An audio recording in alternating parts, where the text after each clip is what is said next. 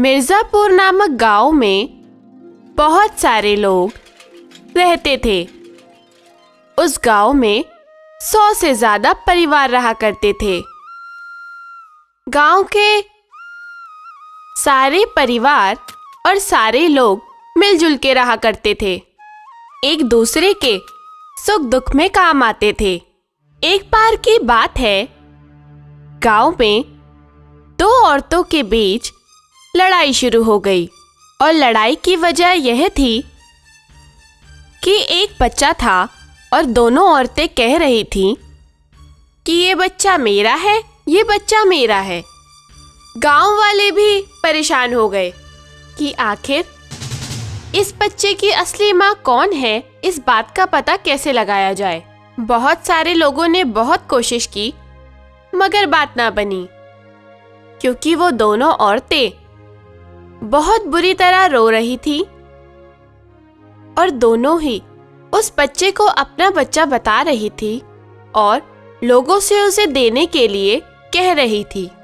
अरे लेकिन तुम दोनों में से ये बच्चा किसका है? सच सच बताओ। भैया ये बच्चा मेरा है, ये झूठ बोल रही है। नहीं नहीं, ये बच्चा मेरा है, ये झूठ बोल रही है, ये चोर है। नहीं नहीं भैया, ये चोर है, ये झूठ बोल रही है। अरे तुम दोनों शांत हो जाओ, शांत हो जाओ, मैं कह रहा हूं तुम दोनों चुप हो जाओ।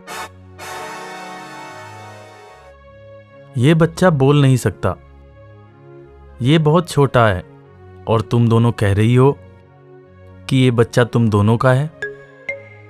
ये बात हमारी समझ में तो आ नहीं रही।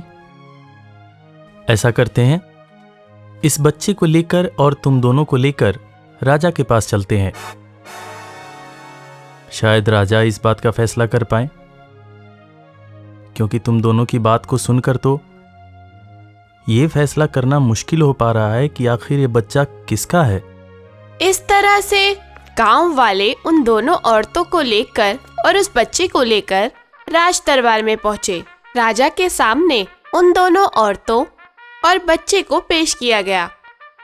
राजा ने एक औरत से पूछा,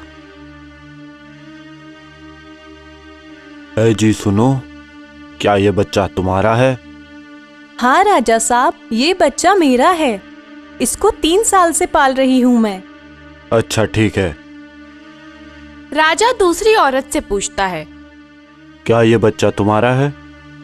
हाँ हाँ हाँ राजा साहब, ये बच्चा मेरा ही है। 3 सालों से इसे पाल पोस के बड़ा किया है मैंने। और ये चोर चुड़ैल ये कह रही है ये बच्चा इसका है। अब आप ही फैसला कीजिए और मेरा बच्चा मुझे वापस दिलाइए। नहीं नहीं नहीं राजा साहब, नहीं, ये बच्चा तो मेरा है, इसकी असली माँ मैं हूँ। सारे दरबारी भी आश्चर्यचकित होकर उन औरतों की तरफ देख रहे थे, क्योंकि दोनों को देखकर ये अंदाजा लगाना मुश्किल था कि वो बच्चा किसका है, क्योंकि दोनों ही बहुत ही ज्यादा रो रही थी। मंत्री ने राजा से कहा, महाराज, ये कैसा दिन है? आज तो मेरे भी समझ में बात नहीं आ रही कि आखिर इस बच्चे की असली माँ कौन है। राजा मंत्री की बात का कोई जवाब नहीं देता है और थोड़ी देर तक चुप रहने के बाद राजा के मुंह से आवाज आई, मंत्री। जी जी सरकार। जल्लाद को बुलाया जाए। जो हुक्म सरकार। दोनों औरतें चुप हो गई। दरबार में सन्नाटा छा गया। सारे दरबारी यह सोचकर परेशान हो रहे थे कि आखिर इस फैसले में जल्लाद की क्या जरूरत। मगर देखते ही देखते वहां जल्लाद आ पहुंचा। जल्लाद के हाथ में एक बहुत बड़ी तलवार थी। राजा ने हुक्म दिया, जल्लाद। जी सरकार। इस बच्चे को 2 टुकड़ों में काट दो और एक टुकड़ा इस औरत को दे दो और एक टुकड़ा दूसरी औरत को दे दो। जो हुक्म सरकार।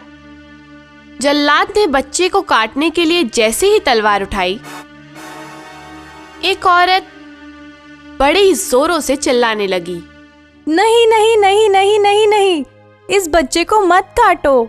ये बच्चा मेरा नहीं है, यह बच्चा उसी औरत का है। उसको दे दो, इस बच्चे को जिंदा रखो। उसी औरत को दे दो इस बच्चे को। मैं इस बच्चे की माँ नहीं हूँ, यही औरत इस बच्चे की माँ है। मैं झूठ बोल रही थी।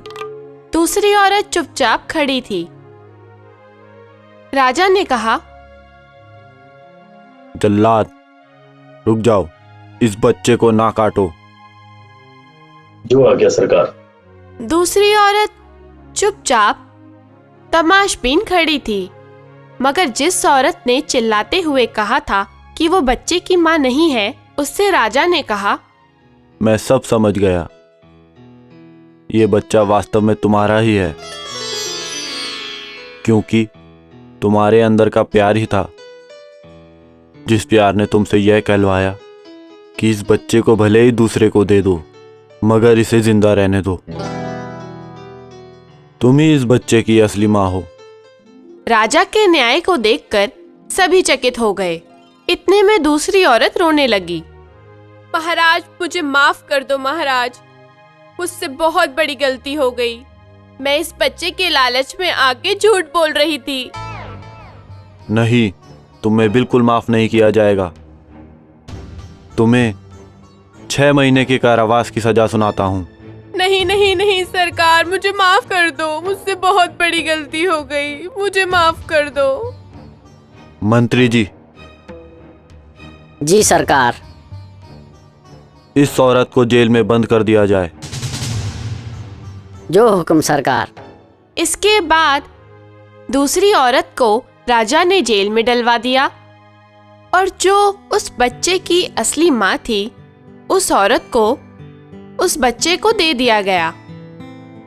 राजा का न्याय देखकर, राजा की बुद्धिमत्ता देखकर सारे लोग बड़े खुश हुए और सारे आपस में यही बात कर रहे थे, देखो, राजा हो तो हमारे राजा जैसा, बिल्कुल न्याय प्रिय, सच्चा और ईमानदार।